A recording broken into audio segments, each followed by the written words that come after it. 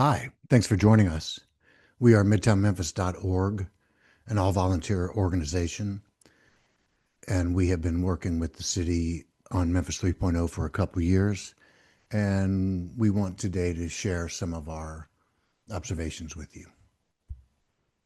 We have a webpage at MidtownMemphis.org, and under the initiatives, you'll find Memphis 3.0, and you can review a lot of what we talk about here on that website. We want to be clear that we support well-planned development. We are pro-density. These two projects at Central and Cooper and at the old police station on Union both use underutilized land. They both worked with the neighborhoods to create lower buildings that adjoin the neighbors so no one loses privacy, and we think that's very important. We've also encouraged the city to allow on the major roads like Poplar, Lamar, Madison, all residential buildings. Presently, the CMU zoning requires commerce on the bottom, but since commerce has moved online and since we want people near the public transportation and near existing commerce, we've encouraged DPD to allow that kind of density on the bigger streets. It's important to know how Midtown became the relatively stable area it is today. And that began in 1977 when neighbors got together all across Midtown from Vecca to Glenview and Cooper Young to Speedway Terrace. Everybody got together and said, these landlords are ruining our neighborhoods, and we need to promote owner occupancy and single family usage in these single family homes instead of taking big homes and dividing them up into apartments. Let's promote single family usage. And that happened over the ensuing years. The downzoning did not allow new buyers to create more multifamily, and it encouraged buyers to create single family, and that allowed Midtown to become the stable area it is today. Presently, Memphis 3.0 is on a fast train back to pre-1977, and we know that that's a mistake.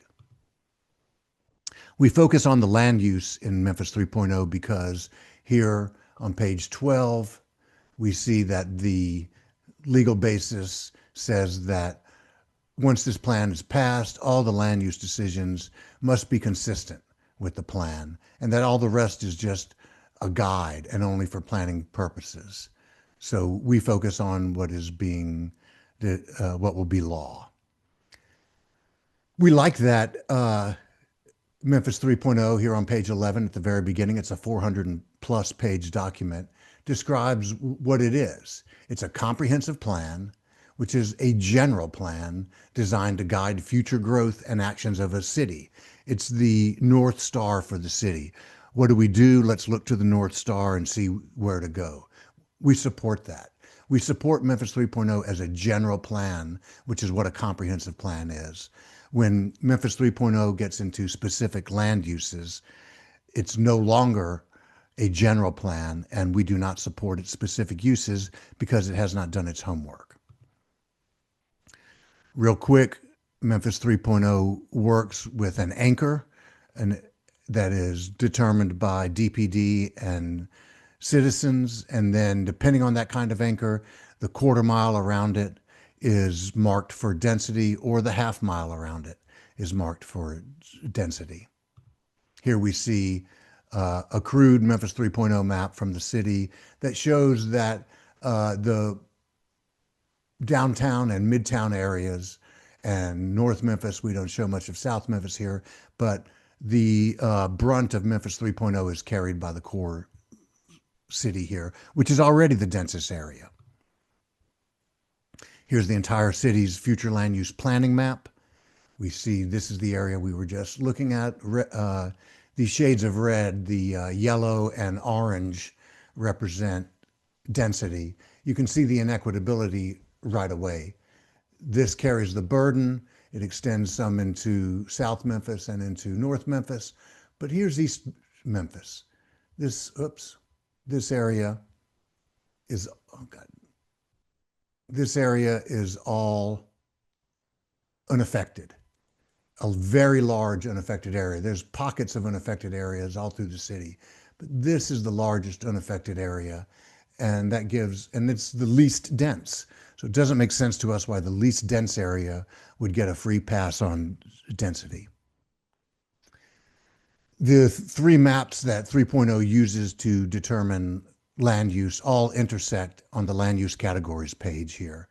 We saw these colors on the future land use planning map. We will see the degree of change map, which is what these bolded areas represent. And then down here, here's a closer look. We see where avenues, boulevards, and parkways are identified, and that refers to the street typologies map. Those are the three maps that we will focus on today. So here's a closer look at how the future land use planning map affects Midtown in particular. This is just the core of Midtown and not all of Midtown. Anywhere you see this yellow color, 3.0 is suggesting duplex, encouraging duplex.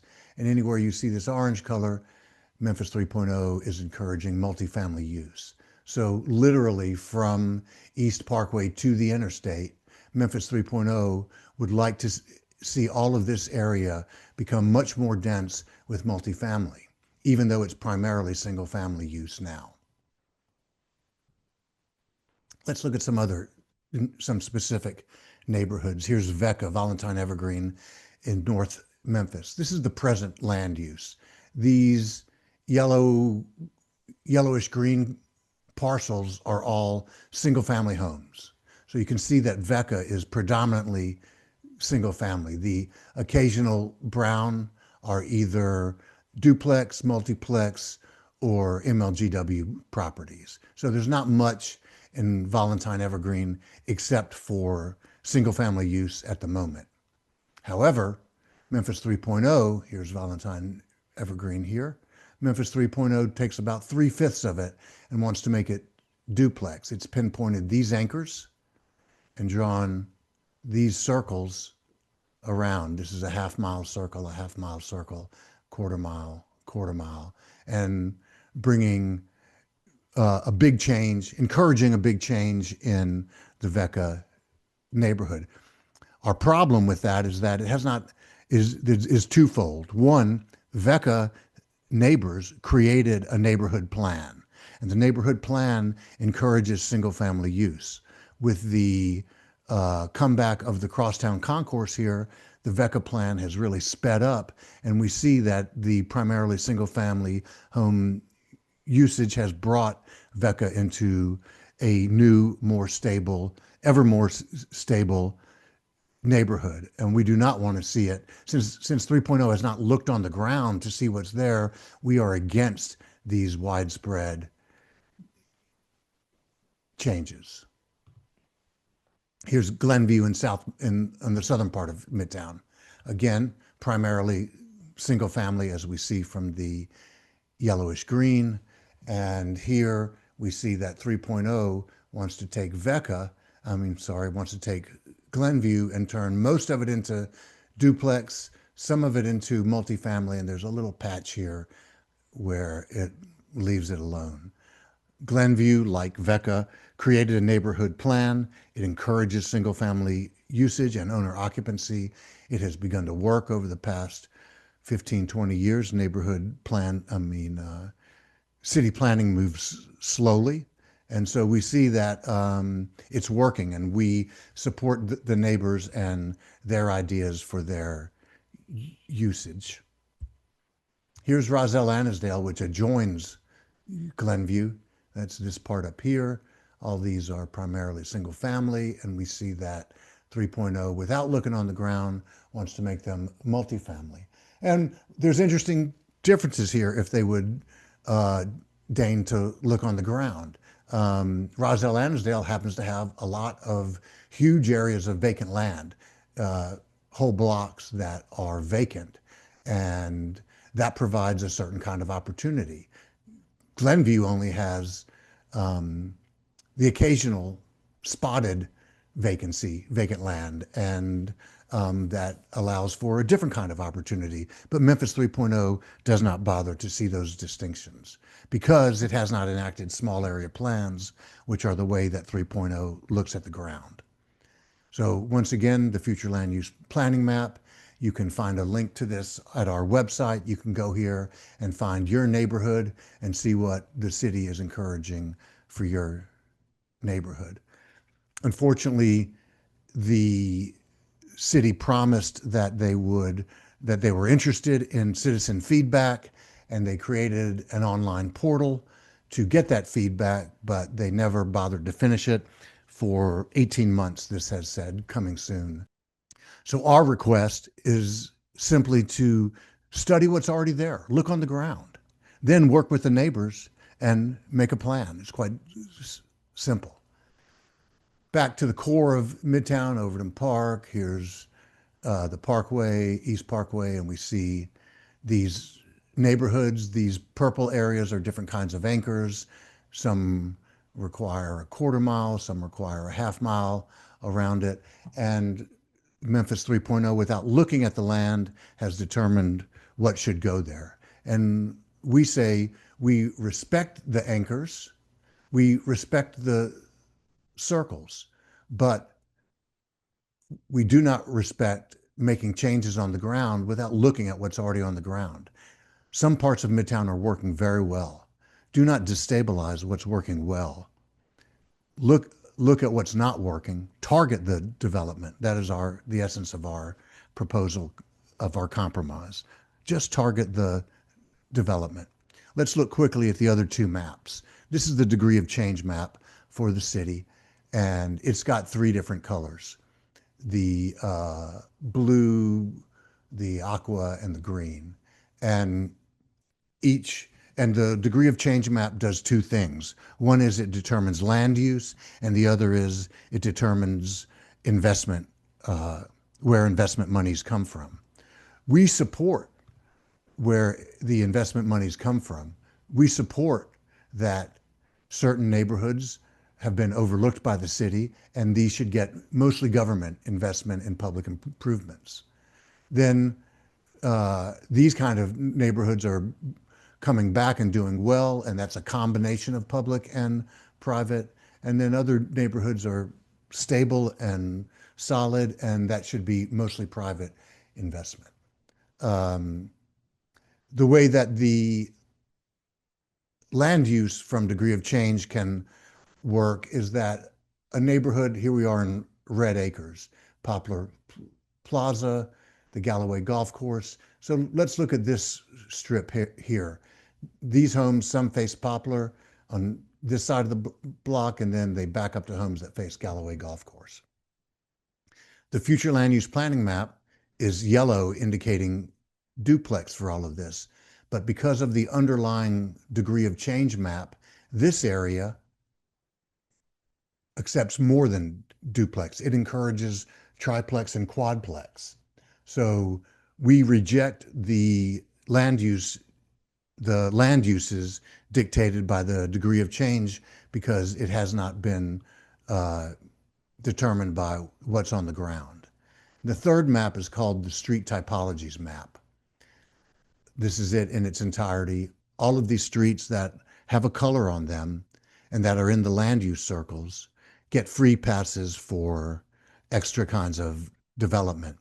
And we reject the street type map entirely because no one has looked on the ground at those streets to see what's there and to see what's being encouraged.